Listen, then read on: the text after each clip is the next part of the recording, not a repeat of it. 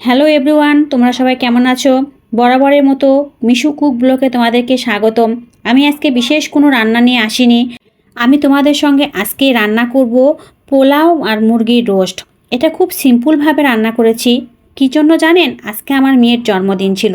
যাই হোক, রান্নায় ফিরে আসা যাক। আমি অফ ক্যামেরায় চিকেনের মধ্যে লবণ আর লেবু দিয়ে মাখায় ম্যারিনেট করে রেখেছিলাম। তারপরে কড়াইয়ের মধ্যে একটু তেল, তেজপাতা দিয়ে পেঁয়াজ রসুন পেঁয়াজগুলো দিয়ে একটু ভেজে নিয়েছি। তারপরে পেঁয়াজ বাটা, একটু রসুন বাটা, জিরা বাটা, একটু কাঁচামরিচ বাটা, তারপরে এগুলো সব কিছু দিয়ে কষায় নিয়েছি। আর দিয়েছি রোস্ট মশলা।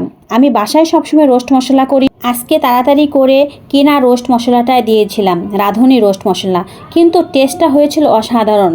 আমি হুট করে রান্না করলেও কেন জানি রান্নাটা খুব মজা হয়, বুঝি না, নিজের প্রশংসা নিজে করা হয় না। যাই হোক না কেন, রোস্ট মশলাটা দিয়ে অনেকক্ষণ একটু কষায় নিয়েছি। তারপর ভাজা মুরগিগুলো হালকা করে ভেজেছি, মুরগিগুলো দিয়ে দিয়েছি।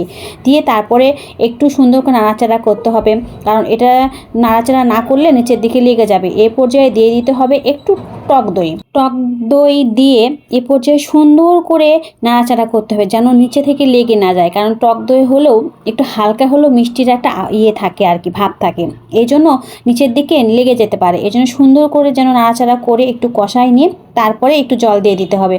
এই পর্যায়ে দিয়ে দিতে হবে একটু চিনি। তারপরে সুন্দর করে ঢাকা দিয়ে দিব। ঢাকা দিয়ে যখন সিদ্ধটা হয়ে আসবে, এ পর্যায়ে দিয়ে দিব একটু ঘি না দিলে রোস্টের আসলে টেস্টটা আসে না। তারপরে আমি একটু জিরা গুঁড়া দিয়েছিলাম আর পেঁয়াজ বেরেস্তা করে দিয়েছিলাম। পেঁয়াজ বেরেস্তাটা দিলে তরকারির ইয়েটা গাঢ় হয় এবং একটু ফ্লেভারটা অন্যরকম আসে রোস্টের মধ্যে। আপনারা দিয়ে দেখবেন। আমার এইরকম করে যদি শর্টকাটে রোস্ট বানাতে চান তাহলে এই রেসিপিগুলো ফলো করবেন, দেখবেন অবশ্যই ভালো লাগবে এবং কেউই বলবে না খারাপ হয়েছে। তারপর রোস্ট হয়ে যাওয়ার পর আমি পোলাওয়ের চালগুলো রেডি করে নিয়েছি, ধুয়ে টুয়ে সুন্দর করে। তারপর পাতিলের মধ্যে তেজপাতা, কাঁচামরিচ, তারপর দারচিনি, সাদা এলাচ সব কিছু দিয়ে একটু ঘিও দিয়েছিলাম। সব কিছু দিয়ে চালগুলো ছেড়ে দিয়েছি। চালগুলো ছেড়ে দেওয়ার পরে একটু লবণ, একটু হলুদ, আবার একটু কাঁচামরিচ দিয়েছি। দিয়ে সুন্দর করে ভেজে নিতে হবে। এই পর্যায়ে তো জালটা এত আস্তে রাখতে হবে যেন চালগুলো পুড়ে না যায়। সুন্দর করে ভাজা করতে হবে, হালকা ভাজা, তাই বলে বেশি ভাজা নয়। তারপরে একটু ঘি দিয়েছিলাম আবার পরে, আর একটু আদা জিরা বাটা, একটু রসুন বাটা। এই পর্যায়ে সুন্দর করে ধুয়ে নাড়াচাড়া করতে হবে যেন নিচের দিকে লেগে না যায়। তারপরে আমি আর একটা চুলাতে জল গরম দিয়েছি। জল গরমটা সুন্দর করে ওর মধ্যে ঢেলে দিতে হবে মাপ মতো। যেটুক চাল নেবেন তার চেয়ে ডবল জল দিবেন। দেওয়ার পরে সুন্দর করে মাপ মতো জল দিয়ে দিতে হবে ঢাকাটা দিয়ে আর আপনারা খুলবেন না।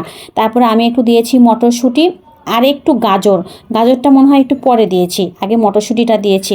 গাজরটা আগে দিলে পোলাওয়ের মধ্যে কেমন জানি একটু কাদা হয়ে যায়, এই জন্য আমি গাজরটা সবার শেষে দিই। পোলাওটা সুন্দর করে ঢাকা দিয়ে সিদ্ধ হয়ে গেলে নামিয়ে নিতে হবে আর ওপরে বেরেস্তা দিতে হবে।